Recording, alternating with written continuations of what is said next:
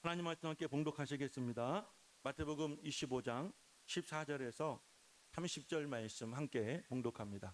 마태복음 25장 14절에서 30절 말씀입니다.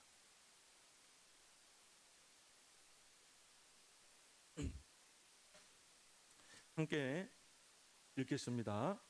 또 어떤 사람이 타국에 갈 때 그 종들을 불러 자기 소유를 맡긴과 같으니 각각 그 재능대로 한 사람에게는 금 5달란트를, 한 사람에게는 2달란트를, 한 사람에게는 1달란트를 주고 떠났더니 5달란트 받은 자는 바로 가서 그것으로 장사하여 또 5달란트를 남기고 2달란트 받은 자도 그같이 하여 또 2달란트를 남겼으되 1달란트 받은 자는 가서 땅을 파고 그 주인의 돈을 감추어 두었으니 오랜 후에 그 종들의 주인이 돌아와 그들과 결산할세 5달란트 받았던 자는 5달란트를 더 가지고 와서 이르되 주인이여 내게 5달란트를 주셨는데 보소서 내가 또 5달란트를 남겼나이다. 그 주인이 이르되 잘하였도다. 착하고 충성된 종아 내가 적은 일에 충성하였음에 내가 많은 것을 내게 맡기리니 내 주인의 즐거움에 참여할지어다 하고 2달란트 받았던 자도 와서 이르되 주인이여 내게 2달란트를 주셨는데 보소서 내가 또 2달란트를 남겼나이다.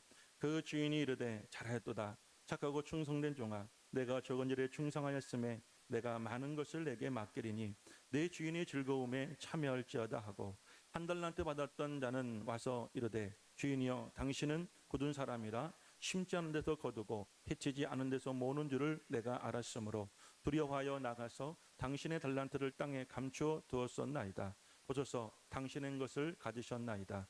그 주인이 대답하여 이르되 악하고 게으른 종아 나는 심지 않은 데서 거두고 해치지 않은 데서 모으는 줄로 내가 알았느냐.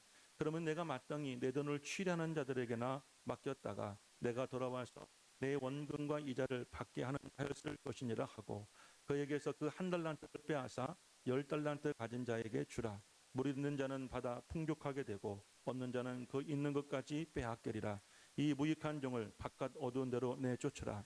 거기서 슬피 울며 이를 갈리라 하니라. 아멘. 오늘 본문의 말씀을 통해서 우리 책임감과 성실함이 나를 성공하게 한다. 오늘 책임감이라고는 같이 첫 번째 시간으로 책임감과 성실함이 나를 성공하게 한다라는 말씀 제목으로 하나님 말씀 증거하겠습니다.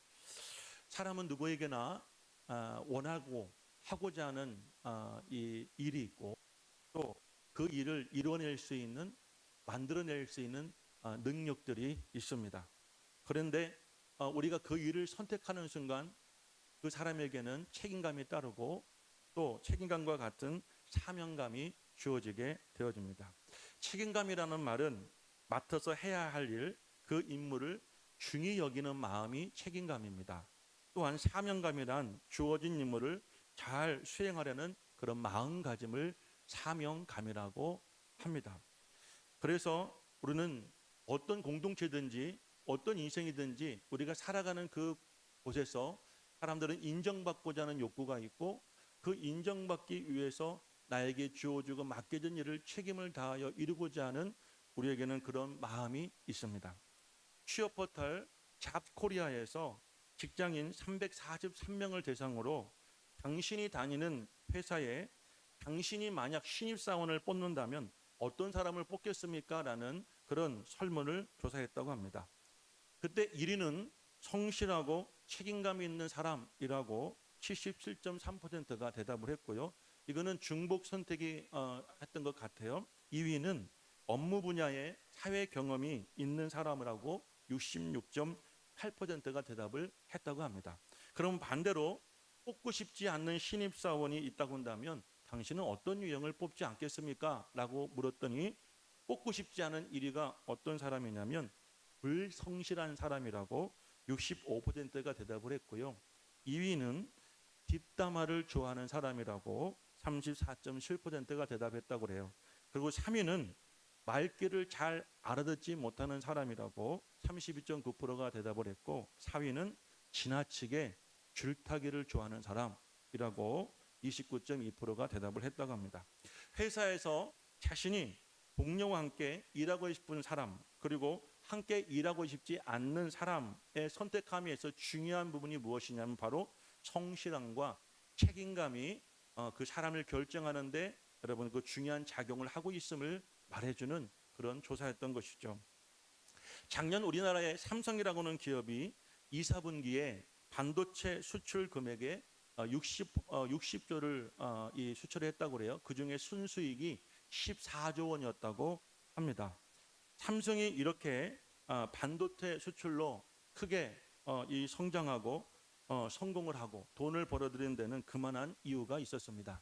우리나라의 삼성 반도체가 1982년도에 세워지게 되었는데 그 과정에서 회사 내에 임직원들과 그리고 국가의 강한 반발을 맞섰다고 합니다.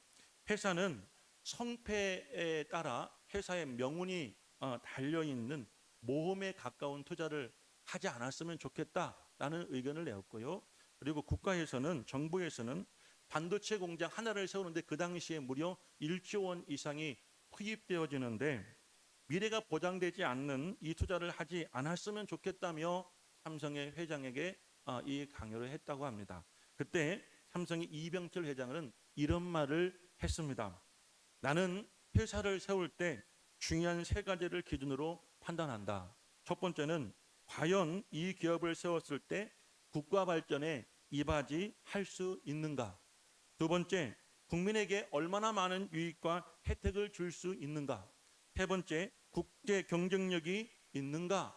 그러면서 이분이 이렇게 말했다고 합니다. 반도체야말로 한국 미래 산업의 쌀이다라고 말입니다. 그리고 이분은 밀어붙였다고 합니다. 한 사람의 판단력과 결단력이 대한민국을 현재 IT 강국으로 만들어 놓았죠. 회사를 경영하는 최고 경영자 자신을 뛰어넘어서 국가와 또 국민을 먹여 살리고 국제사회에서 경쟁력을 높이고자 했던 이 한 사람의 책임감이 대한민국을 지금 수출 강국으로 경제 대국으로 만드는데 밑거름이 되었던 것입니다. 우리 인생은 나 하나 잘 먹고 잘 살다가 내 욕심만 부응시키기 위해서 사는 것이 아닙니다. 내가 어느 곳에 속해 있든지 우리가 그곳에서 어떤 직책을 맡았든지 우리에게는 책임감이 뒤따르게 되어지는데 그 책임감은 개인을 뛰어넘어서 우리 모두가 함께 유익을 주는 그런 여러분 중요한 역할을 한다는 사실이죠. 우리는 성공적인 결과를 얻기 위해서 먼저 자기 선언을 하셔야 합니다. 책임감 있게 살기 위해서는 우리가 어떻게 되냐면 먼저 내가 한번 해보겠다. 우리는 먼저 마음가짐을 하고요. 그리고 우리는 그 조직에서 그 공동체 내에서 제가 한번 해보겠습니다 라고 스스로가 여러분들 의지를 가지고 여러분들 선포해보라는 것이죠. 그렇게 된다면 우리는 인생의 적극성을 가지게 되어주고 내가 자기 선언하는 순간부터 사명감과 책임감으로 그 사람은 인생을 살 수가 있게 되어지는 것입니다. 책임감을 갖고 일하는 사람은 강제적으로 업무 지시를 받아서 억지로 하는 사람보다도 훨씬 더 좋은 결과를 만들어낸다고 합니다. 이는 자신이 입으로 내뱉은 말에 대한 책임감 때문에 특별히 의지가 발휘되어지고 또한 여러분 그 일을 잘 하고자 하는 그 열심이 인간의 기본적인 심리 가운데 자극이 되어져서 무슨 일을 하든지 잘할 수가 있다는 것이죠. 제가 우리 교단에 여름에 부흥성회를 합니다. 올해도 7월 마지막 주에 부흥성회를 하는데요. 제가 개척을 하고 한 10여 년 동안 교단 부흥의 찬양인도를 해왔습니다. 제가 작년에도 찬양인도를 하고 이 부흥회를 주관하는 담당하시는 분께 부탁을 드렸습니다. 저도 이제 곧 50인데요. 혼자 숨쉬기도 힘들고 오래 서 있기도 힘드니 내년에는 저보다 좋은 사람을 선택하셔서 그분에게 찬양인도를 맡겨달라고 정중히 부탁을 드렸습니다. 그런데 최근에 우리 부흥회를 주관하는 그분들 가운데 한 분에게 연락이 왔는데 아직 결정은 안 됐으나 임원들이 모여서 함께 회의를 하는데 여러 사람의 후보를 놓고 그 사람에 대해서 검증을 했다는 거예요. 그런데 어떤 사람은 노래는 잘하지만 이 사람이 영성이 없고 어떤 사람은 노래는 잘하지만 목회자들에게 인정을 받지 못했고 어떤 사람은 인정을 받았지만 노래는 못하고 그러니까 여러 후보들이 이름이 올라왔는데 결국에는 어떤 얘기가 왔냐면 결국은 구간이 명간이다. 무슨 수를 쓰든지 엄목사를 설득하자. 이런 결론을 내렸다고 합니다. 제가 그 얘기를 듣고 며칠간 고민을 했습니다. 분명히 연락이 와서 저에게 부탁을 할 텐데 내가 억지로 내가 하기 싫어서 떠밀려서 하는 것처럼 제 스스로에게 의미부여를 한다고 한다면 저는 아마 그 일이 굉장히 불편하고 힘들 것입니다. 아직 한 달밖에 남지 않았기 때문에 이제 팀을 구성하고 또 연습하는데 많은 시간이 투여되는데 저에게는 굉장히 부담이 되지만 저는 그 순간 마음의 결심을 했습니다. 그리고 총무님께 연락을 드렸습니다. 제가 하겠습니다. 제가 해보겠습니다. 얼마나 좋아하는지 모르겠어요. 어떻게 알고? 저는 전화 받은 걸 모르는 것처럼 전화해서 한번 하고 싶습니다. 마지막 불을 태워보고 싶습니다. 너무 감사하고 좋아하시죠? 여러분, 그렇게 말을 하고 나니까 억지로 제가 부탁받을 때보다 훨씬 더 제 마음에 열정이 생기고 또 여러분 그 일에 대한 어떤 자부심이 생기는 겁니다. 저밖에 할 사람이 없다. 결론을 내기를 뭐냐면 아직은 우리 교단에 법목사를 대체할 만한 사람이 없다. 할렐루야. 왜 아멘을 안 하시죠? 여러분 담임 목사가 찬양 하나 그것마저 못하면 어디 가서 뭘 내세우겠습니까? 근데 아직까지는 대체할 만한 사람이 없다. 그런데 이 사람이 작년에 사역을 끝내고 내년에 하지 않겠다라고 정중히 부탁을 했으니 어떻게 해야 될까? 그 내에서도 고민 중인데 제가 먼저 연락을 드려서 해보겠습니다. 제가 마지막 한번 해보고 제가 이분을 마음에 두고 있는데 이분과 같이 사역을 하고 내년에는 이분에게 다 위임하겠습니다. 그리고 말씀을 드렸더니 거기도 좋고 또 저도 마음이 편해지는 것이죠. 사람이 업무를 감당할 때 내가 한번 해보겠다라고는 자기 선언이 있어야 되고 자기 선언이 있는 순간 그 마음속에는 사명감과 책임감이 생기게 되어지고 그 책임감의 마음이 붙잡힌 사람은 결국 그 일을 훌륭하게 이루어낸다는 것이죠. 우리나라의 퇴직 근로자 1000명 중에 여러분들 4명만이 정년 퇴직을 한 사람이라고 합니다. 나머지 여러분들 996명은요 정년보다 일찍 퇴직을 했다고 합니다. 그러나 오래전부터 미국의 경우에는 경영자에게 나이는 숫자일 뿐이라고 생각하기에 60에서 70세가 다 되어도 맡은 자격에 맡겨진 일에 책임감을 가지고 성과를 내는 그 실력과 능력이 있는 사람은요 회사에서 최고 경영자로 그분을 초청하는 사례가 많이 있다고 합니다. 나이가 중요한 것이 아니라 마음이 중요하다는 것이죠. 우리 어르신들 이런 말씀 자주 하시죠. 나이는 숫자일 뿐이야. 그죠? 나이를 먹어가서 나이와 함께 내가 같이 늙어가는 사람은 그 사람의 인생에 희망이 없죠. 그렇죠?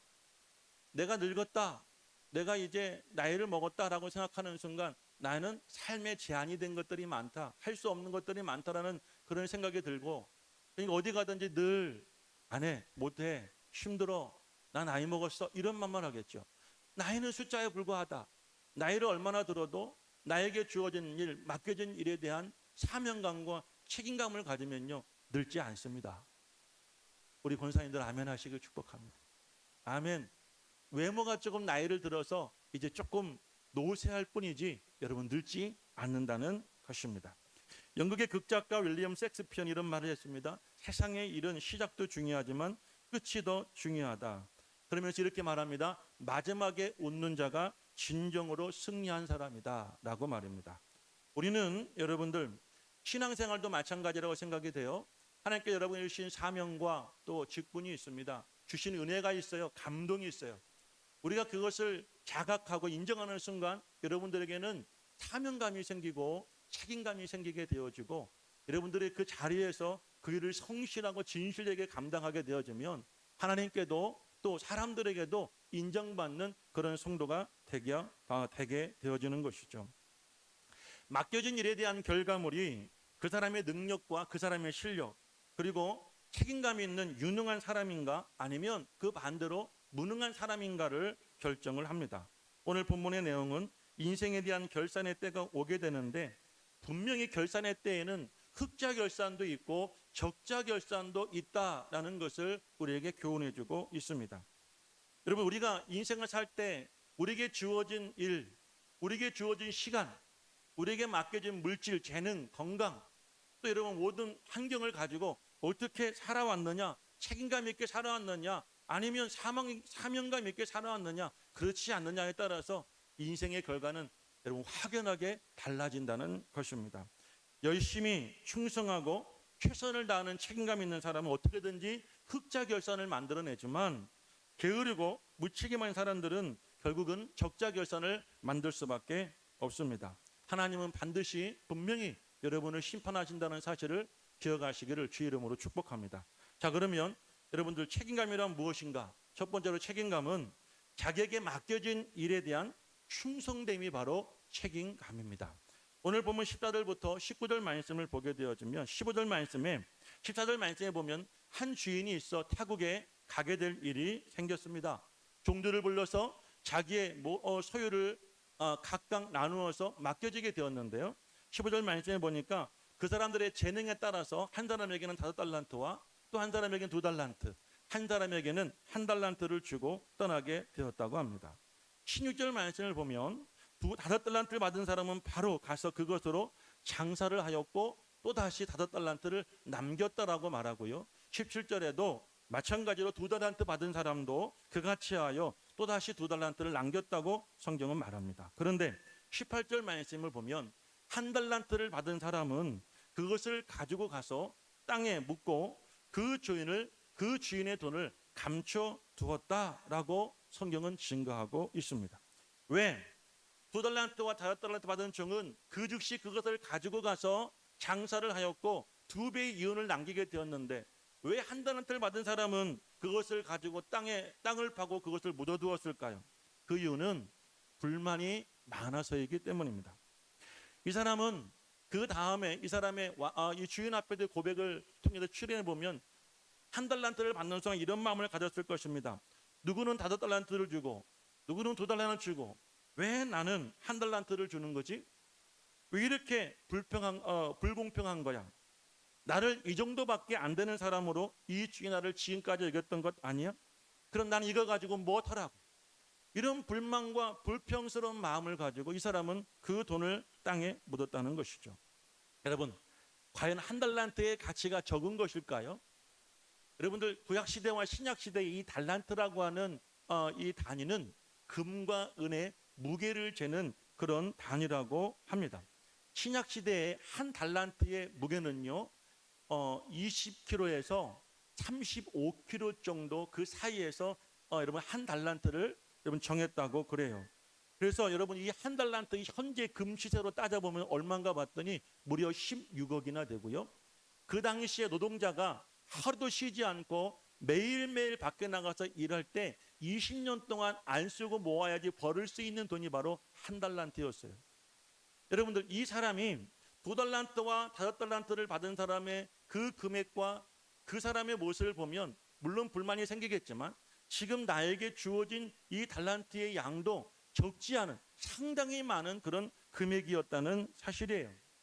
여러분 하나님의 관점으로 볼 때 여러분에게 주어진 환경과 여러분 인생을 살면서 여러분 주위에 있는 모든 것들이 보잘것없고 작아 보일지 모르지만 여러분은 스스로가 나는 1달란트밖에 받지 못했다라고 여러분 생각할지 모르지만 하나님의 관점에서 볼 때는 그 1달란트도 대단하고 훌륭한 것이라는 것이죠.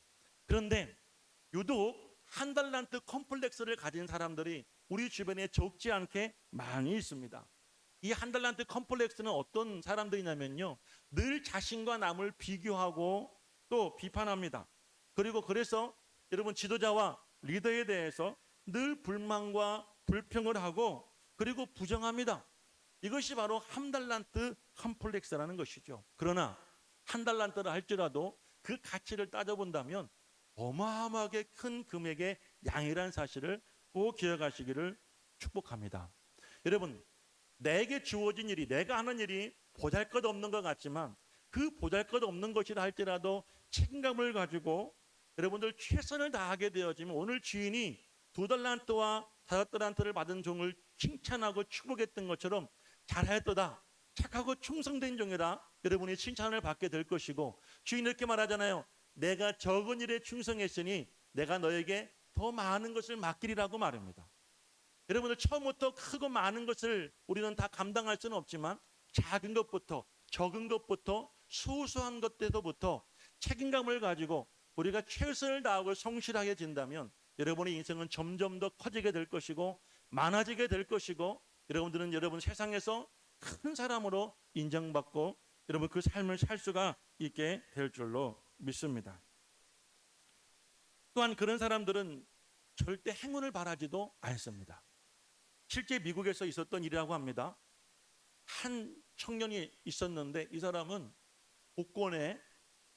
이 복권을 사는데 미친 사람이었다고 그래요. 매주마다 재미가 아니라 이 사람은 복권에 자신의 인생을 다 투자합니다. 그러다 결국 젊은 나이에 자신의 재산을 다 탕감하고 빚을 지고 이제 거린이 되었다고 그래요. 이 거린이 된 이 청년을 한 성당에서 책임지고 돌봐주었는데요. 어느 날 이 청년은 자신이 받기도 동량한 돈을 가지고 복권을 한 장을 사게 되었는데 1등에 당첨이 되고 말았습니다. 상금의 금액은요 2억 달러였는데요. 이 2억 달러를 하나로 환산해 보면 2,360억 원이었다고 그래요. 계산도 안 되죠. 2,360억 원이나 되는 그 금액의 복권에 당첨이 된 거예요. 복권 회사에서 그 큰 상금을 받는 사람이 누구인가 조사하는 중에 이 거리님을 알게 되고, 만약 이 사람이 1등 당첨 금액에 대해서 알면 쇼크를 받고 죽을 것 같아서 그 거지가 머무는 성당의 신부에게 이제 만나서 그 사람에게 이 사실을 알리고 신부가 대신 잘 쇼크받지 않도록 설명해 주기를 부탁을 했다고 그래요. 자, 그래서 신부님이 위탁을 받고 이 청년을 불렀습니다. 그리고 물었습니다. 자네 이번에도 복권을 샀나? 예, 샀습니다. 왜 샀나? 그랬더니 혹시라도 될까 해서요. 재미로 한번 해봤습니다. 습관적으로 해봤습니다. 이렇게 말을 했다는 거예요. 그랬더니 신부가 말하기를, 만약 자네가 산 복권이 1등에 당첨되어서 그 상금이 2억 달러라고 된다고 한다면 자네는 그 돈을 가지고 무엇을 하겠나? 그랬더니 청년이 말하기를, 에이 신부님, 어떻게 저 같은 인생이 그 행운이 오겠습니까? 절대 그런 일이 없습니다 라고 말했어요. 그 신부가 계속 묻습니다. 그래도 한번 물어보세요. 만약 자네가 이번에 산 복권이 2억 달러에 당첨됐다고 한다면 그 돈을 가지고 자네는 무엇을 할 텐가? 이 청년이 곰곰이 생각하지 이렇게 말했다고 합니다. 신부님, 만약 저에게 2억 달러의 복권이 당첨되었다고 한다면 그중 절반 1억 달러를 떼어서 신부님께 드리겠습니다. 그리고 라고 말하는데, 그렇게 말하는 순간 갑자기 신부님이 쓰러지셨다고 합니다. 그리고 그 신부는 지금까지도 일어나지 못하겠다고 그래요. 자기에게 이런 행운이 올 것이라고는 생각을 못하다가 1억 달러, 여러분들 1,000억이 넘는 돈이 자기에게 온다는 말을 듣는 순간 신부님의 숨이 넘어갔고 아직까지 돌아오지 않고 있다는 거죠. 행운을 바라는 것은 여러분 우리에게 이렇게 도리어 불행을 안겨준다고 하는 그런 교훈을 줍니다. 만약 저에게 1억 달러를 누군가가 준다고 한다면 저는 할 것이 참 많은데, 그거 가지고도 할 일이 너무 많은데, 자 여러분, 지금 어딘가 여러분에게 직책이 주어지고 직분이 맡겨졌다고 한다면 이렇게 행운을 바라지 마시고 책임감 있게 5달란트와 2달란트를 받은 종처럼 창조적인 지혜를 가지고 적극적인 인생을 살아가신다고 한다면 여러분들은 어느 곳에 가든지 인정받고 어느 곳이든지 쓰임받을 수 있는 꼭 필요한 사람이 될 것이고 어느 분야이든지 최고가 될 것이며, 여러분들은 스스로가 여러분의 인생에 만족할 수 있는 그런 행복한 인생을 살 수 있게 될 줄로 믿습니다.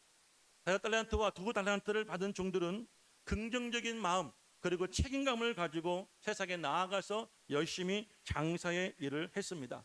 장사라는 것은 미래가 보장되어 있지 않습니다. 크게 성공할 수도 있지만 또 크게 실패할 수 있고 또 손해를 볼 수도 있습니다. 심지어는 재산을 다 탕진하고 한순간에 여러분 신용불량자가 될 수도 있습니다. 하지만 책임감이 있는 사람은 그런 여러 가지 우연부담이 있음에도 불구하고 자기에게 주어진 일을 향하여 여러분들 창조적인 생각과 열심을 가지고 여러분 앞으로 나아갈 수가 있는 것이죠. 그는 1달란트 받은 종을 보시기를 바라요. 이 사람은 우연부담에 대한 이런 마음이 더 컸습니다. 잘 될 것이라는 기대감보다 우연부담에 대한 부담이 더 컸기에 이 사람은 그 즉시 여러분 나아가서 땅을 파고 그 돈을 묻어두었다고 합니다. 여러분 어떤 인생을 살기를 원하십니까? 우연부담이 있습니다. 여러분이 성공할 수도 있고 또 실패할 수도 있습니다. 책임감을 가지고 여러분의 그 인생을 최선을 다해서 성공으로 이끌어 가시겠습니까? 아니면 그 우연부담이 두렵고 우연부담이 더 커서 여러분 그 즉시 여러분에게 있는 그 기회를 땅에 묻고 살기를 원하십니까?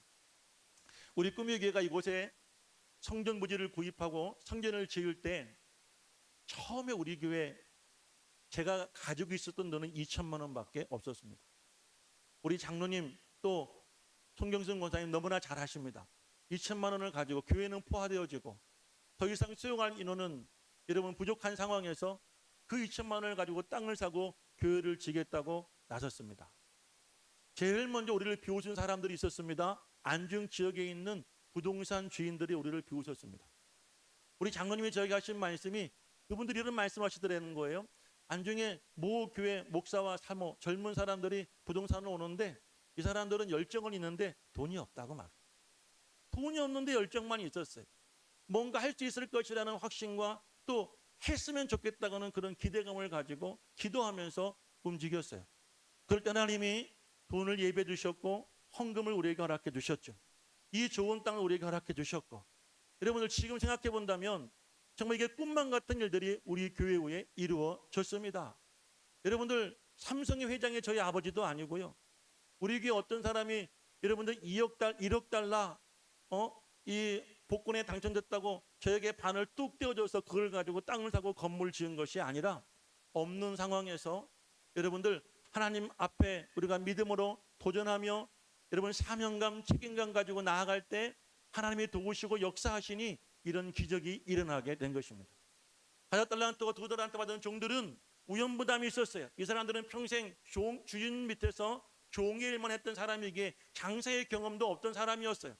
하지만 주인이 자신들에게 그렇게 믿어줌으로 자신을 신뢰함으로 그 큰 돈을 맡겨주었다는 그 감사함으로 그 순간 그들에게는 사명감, 책임감을 가지고 나아가서 목숨을 걸고 장사를 했기에 그만한 이윤을 남길 수가 있었던 거예요. 여러분에게 주어진 건강, 여러분에게 주어진 가정, 여러분에게 주어진 여러분의 지식, 물질, 환경 이것은 하나님께 여러분이 주신 기회이요 하나님의 여러분 특별한 사랑인 줄로 믿으시길 축복합니다. 한달도 받은 종처럼 비교하지 마십시오. 여러분 컴플렉스를 가지고 늘 불만과 불평을 가지고 여러분들 그 살아가지 마시기를 축복합니다. 그리고 여러분 전능하신 하나님을 바라보며 여러분 할 수 있다는 믿음을 가지고 그것이 바로 책임감을 가지고 여러분 인생을 나아갈 수 있기를 축복합니다. 한 해가 시작되어지고 벌써 반이 지나갔어요. 반을 결산하고 새로운 여러분 반을 시작할 때 하나님 우리에게 기가 막히게 이 맥주 감사 주의를 허락해 주셨어요. 사랑하는 여러분, 오늘 우리는 무엇을 하나님 앞에 고백하고 생각해야 될까요? 안 된 것, 없는 것, 못하는 것을 가지고 원망 불평할 것이 아니라 여러분 될 수 있는 것, 여러분 나를 통해 되고자 하시는 것, 하나님 나를 통해 이루시고자 하시는 그 소망과 비전을 가지고 여러분 책임감을 가지고 사명감을 가지고 남은 6개월을 살아갈 수 있는 이런 마음에 다짐하고 돌아갈 수 있는 시간 될 수 있기를 주님의 이름으로 간절히 축원을 드립니다. 할렐루야. 5달란트와 2달란트를 받은 종들이 바로 가서 장사를 시작할 수 있었던 이유는 그들은 인생을 살아가는 데 있어서 그 삶의 자세가 아주 긍정적이었다는 거예요.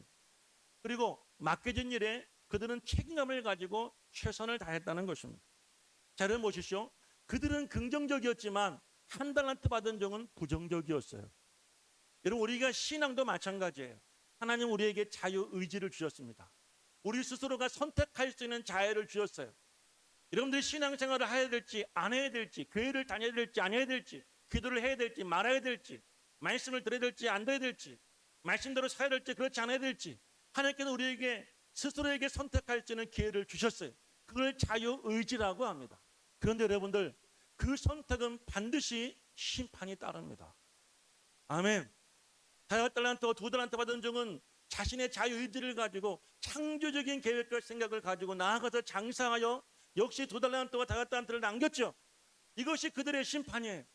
하지만 1달란트 받은 종은 그것을 땅에 묻었다가 종에게 여러분 주인에게 가지고 갔으나 그 주인은 오히려 그 종에게 뭐라고 말합니까? 이 악하고 게으른 종이라며 그를 책망하고 그를 바깥 어두운 곳에 내어쫓지 않습니까? 그러니까 결론적인 말씀은 무엇이에요? 부정적인 생각으로 무책임하게 여러분은 그저 하루하루 억지로 먹기 위해 사는 인생이 아니라 여러분의 인생을 긍정적으로 받아들이시고 창조적인 하루하루를 살아갈 수 있기를 축복합니다. 여러분들 가정에서도 엄마로서의 아빠로서의 책임감, 자녀로서의 책임감도 있습니다. 직장에서는 여러분들 경영자의 책임감이 있고 그 직장을 이뤄가는 회사를 이뤄가는 그 회사원들의 책임감도 있다는 거예요. 나에게 맡겨진 일을 내가 창조적인 열정과 그 지혜를 가지고 감당해 나아간다면 여러분의 가정도 여러분의 직장도 여러분 속해 있는 그 어느 것도 오늘 여러분 이 5달란트와 2달란트를 받은 종에게 있었던 하나님의 은혜같이 그 하나님의 은혜가 함께할 줄로 믿으시기를 축복합니다. 두 번째, 사랑하는 여러분, 무책임한 사람의 결국은 심판이라는 것이죠. 오늘 한번 24절 말씀부터 25절까지 한번 같이 읽어보겠습니다. 24절 5절 말씀 한번 읽어봅니다. 시작. 1달란트 받았던 자는 와서 이르되 주인이여 당신은 굳은 사람이라 심지 않은 데서 거두고 해치지 않은 데서 모으는 줄 내가 알았으므로 두려워하여 나가서 당신의 달란트를 땅에 감추어 두었었나이다. 보소서 당신의 것을 가지셨나이다. 자 보십시오. 24절 말씀을 보여주시길 바라요. 1달란트 받은 사람은 주인을 찾아와서 이렇게 말합니다. 주인이여 당신은 굳은 사람이다 라고 말합니다. 여기서 굳다라는 표현은 어디에서 유래가 되었냐면 땅이 딱딱하게 말라 비틀어진 그 모습을 묘사한 말이에요. 그래서 이 종이 주인을 향하여 당신은 굳은 사람입니다 라고 말했던 것은 주인에 대한 종의 평가입니다. 당신의 마음은 딱딱합니다. 유연하지 않아요.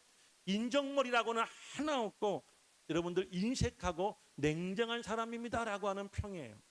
그리고 심지 않은 데서 거둔다는 말은 무슨 말이냐면 씨를 뿌리지도 않는 데에서 수술을 하기를 원한다는 말이고요.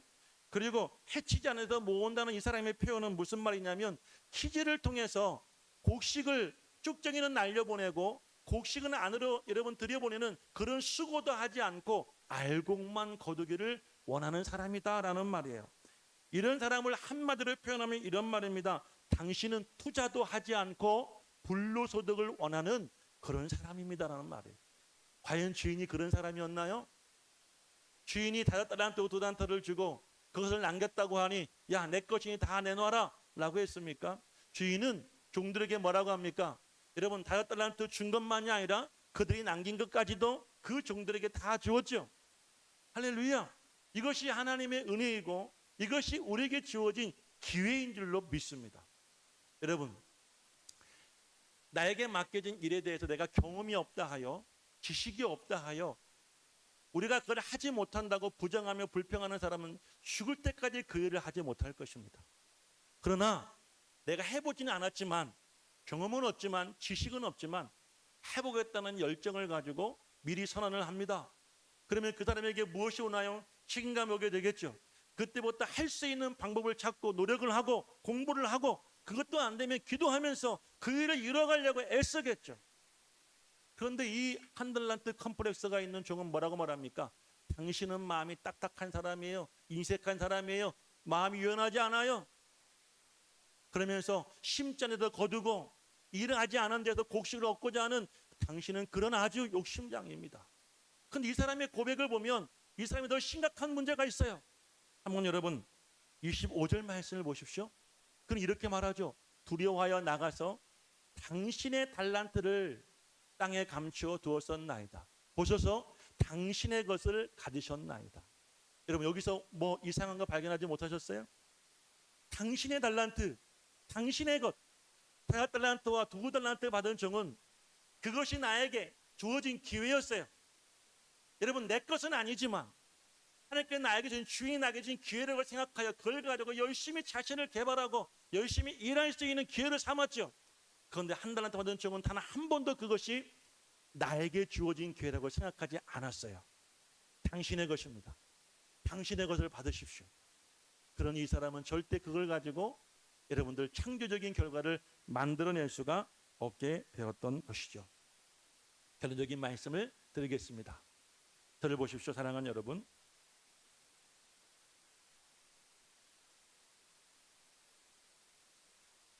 아내가 집에서 하는 일도 남편이 아내가 며칠 집을 비우고 남편이 그 일을 해보려고 하면 그 일이 굉장히 많고 굉장히 큰 것을 알게 되어집니다.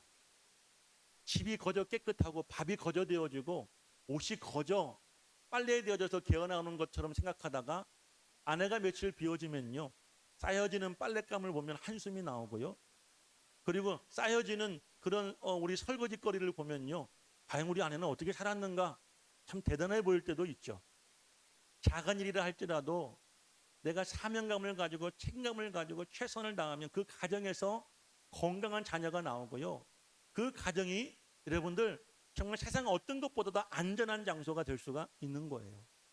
여러분 직장도 마찬가지. 아무리 보잘것없는 회사를 할지라도, 여러분 운영하는 사업장이 아무리 작은 것이라 할지라도요, 그것이 오늘 하나님이 나에게 주신 달란트, 기회라고 여기신다고 한다면 많은 것, 더 큰 것을 가진 사람을 보고 부러워하며 나는 작다고 부족하다고 원망 불평하는 것이 아니라 나에게 주어진 일에 대하여 최선을 다할 수 있는 책임감이 생기게 되어지는 거예요.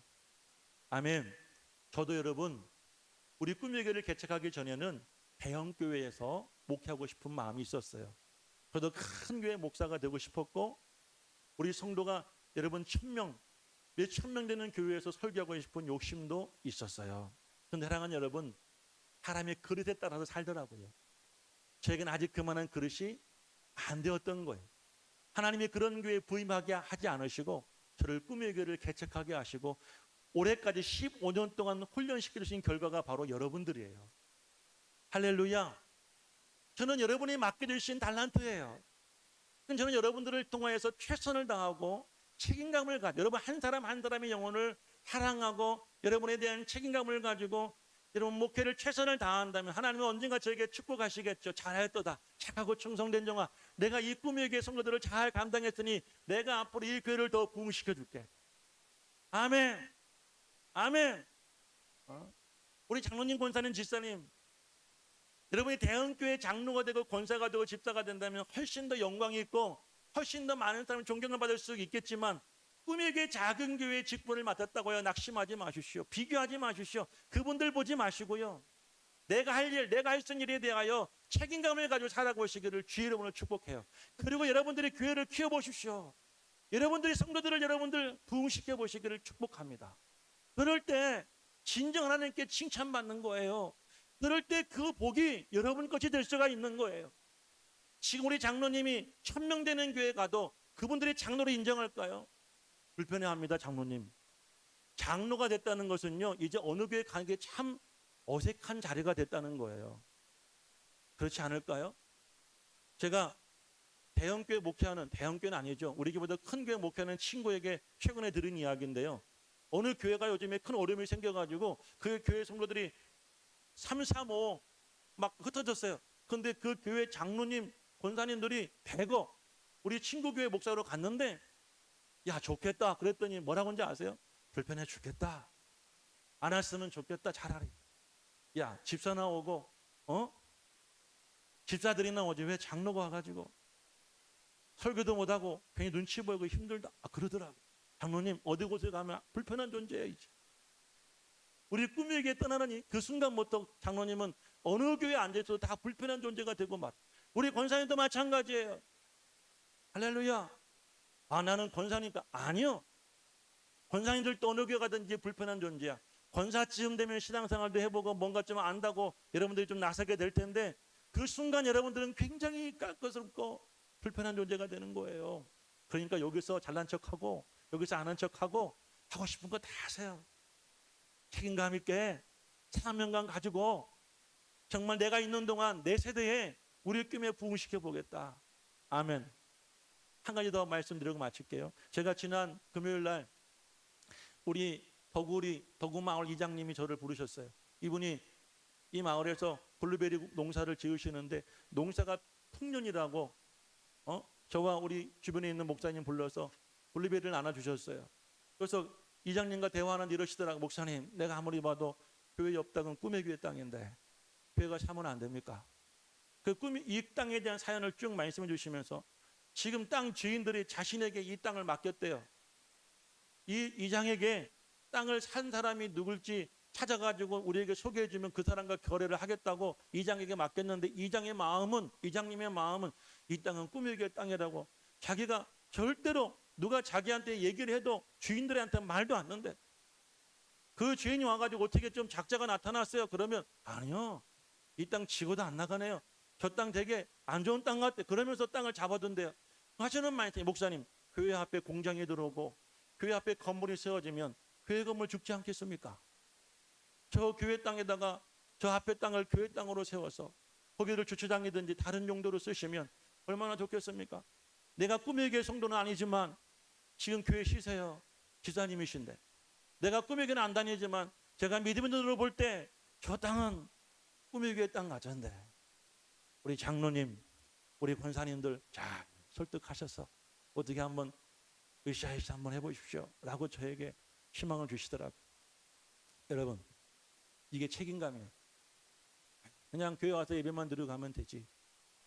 교회 와서 그냥 한번 예배 드리면 되지. 그게 아니라 이 교회는 내 교회예요. 이 교회는 내 자녀들이 배를 이어서 다닐 교회예요. 그 자녀의 자녀들이 세울 교회란 말이에요. 그러면 내 때에는 못하더라도 내 때는 힘들더라도 그들을 위해서 미래를 준비해 두는 것이 선배와 부모의 책임이고 사명인 줄로 믿습니다. 여러분 숙제를 던져드렸어요. 저는 교회 건축으로 끝입니다. 저는 빚 갚는데 열심히 최선을 다할 테니까 기도해 보시고 은혜와 감동이 되시면 창의합시다. 그러라고 권사 세워드리고 장로 세워드린 거니까 창의합시다. 할렐루야. 자 우리 찬양하고 기도하겠습니다.